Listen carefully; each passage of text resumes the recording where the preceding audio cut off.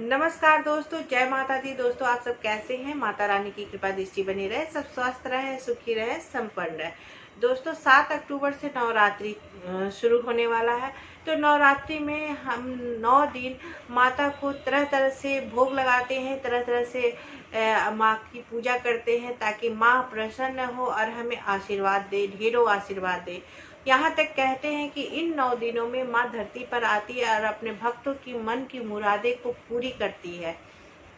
कहते हैं कि अगर इन दिनों अगर हम कुछ उपाय कर लेते हैं, कुछ आप माता रानी को आप अर्पित करते हैं तो माँ बहुत प्रसन्न होती है और अपने भक्तों की सारी इच्छाएं, सारी मनोकामनाएं पूरी करती हैं। इससे पहले कि मैं नीतू, मेरे चैनल में आप सबका बहुत बहुत स्वागत है।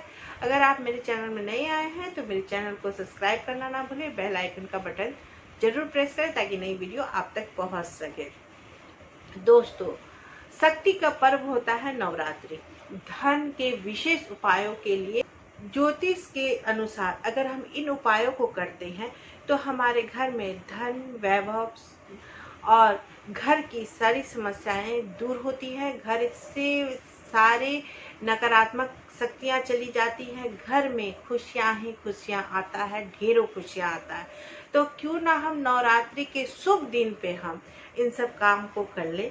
तो चलिए जानते हैं, नवरात्रि में 9 दिन अगर आप 9 दिन में से आप 9 दिन इन सब उपायों को कर लेते हैं। कहते हैं कि अगर हम 9 दिन में इन 9 उपायों को कर लेते हैं तो हमारे घर में, हमारे जीवन में सुख समृद्धि आने से कोई नहीं रोक सकता। जब माता ही प्रसन्न होंगी तो अपने बच्चों को आशीर्वाद और ढेरों मुरादें पूरी करेंगी, तो बच्चे को कष्ट कहाँ से होगा।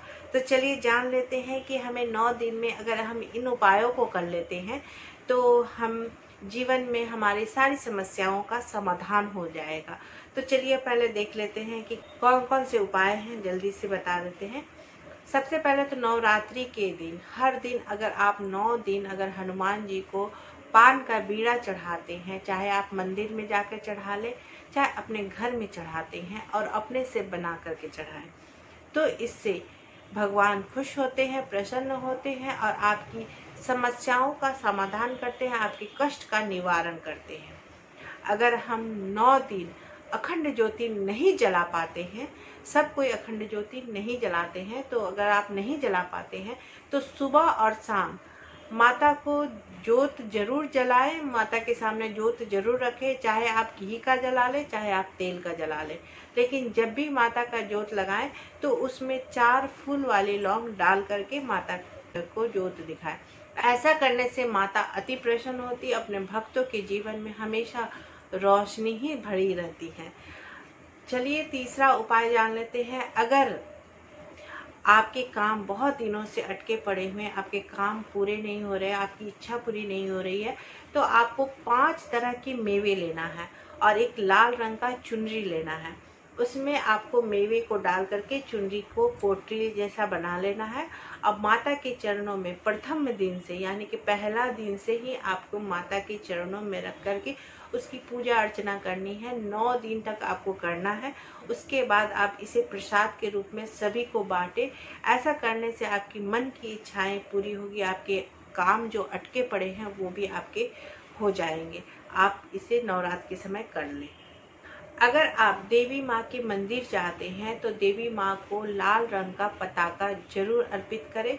अगर आप मंदिर नहीं जा पा रहे हैं किसी कारणवश, तो अपने घर में ही देवी माँ को 9 दिन में से किसी भी दिन में आप माँ को पताका जरूर अर्पित करें। ऐसा करने से देवी माँ अति प्रसन्न होती है और अपने भक्तों की मुरादें पूरी करती है। देवी माँ को पान का पत्ता, ताजे पान का पत्ता ले आए और देवी माँ को चढ़ाएं। जब चढ़ाएं तो पान के पत्ते के ऊपर आपको एक सुपारी रखना है और एक सिक्का रखना और माता को अर्पित करना है। ऐसा करने से माँ अति प्रसन्न होती है और अपने भक्तों को ढेरों आशीर्वाद देती है और उनके जीवन से सारे कष्ट का निवारण करती है। माँ दुर्गा की पूजा करने भोग लगाएं तो 7 हरी इलायची ले ले, 7 हरी इलायची जो होती है वो ले ले और मिश्री का भोग माँ को लगाएं। अति प्रसन्न होती है और अपने भक्तों को आशीर्वाद दे। माँ को मखाने के साथ सिक्का मिला ले, 1 रुपये का सिक्का मिला ले, 5 रुपये का सिक्का मिला ले, जो आपका सामर्थ्य है वो करें, माँ के चरणों में रख दे। उसके बाद आप इन जो आपने सिक्का रखा है, मखाना रखा है, तो वो आप चाहें तो गरीबों को बांट दे।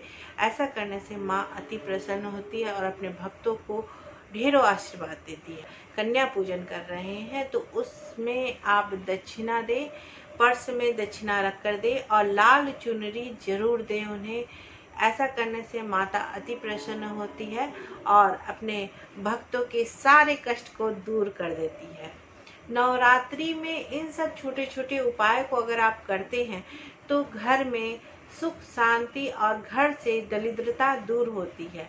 नवरात्रि के दिन, नवरात्रि जब शुरू हो तो उस समय आप सोने या चांदी के, या तो आप श्री यंत्र ले ले या श्री ले ले, या आप स्वास्तिक ले ले या ओम ले ले, चाहे आप दीपक ले ले, मुकुट ले ले, गरुड़ घंटी ले ले, कुछ भी आप एक चीज़ खरीद ले, चाहे हाथी खरीद ले, चाहे त्रिशूल खरीद ले, कुछ भी एक चीज़ खरीद करके माँ के चरणों में रख दे। 9 दिन तक पूजा अर्चना करें। उसके बाद उसे उठा करके अपने तिजोरी में गुलाबी रंग के रेशमी कपड़े में डाल करके, बांध करके उसे अपने तिजोरी में रख दें। ऐसा करने से माता धन से जुड़ी हुई जो भी आपकी समस्याएं हैं, धन से जुड़ी हुई जो भी समस्याएं सभी दूर होगी। घर में धन की वृद्धि ही वृद्धि होगी। आप इन उपायों को नवरात्रि के समय करें। आपके घर में सुख शांति और माता का आशीर्वाद हमेशा बना रहेगा। अगली वीडियो में मैं 1-2 उपाय बताऊंगी, आप उसे ज़रूर देखिएगा।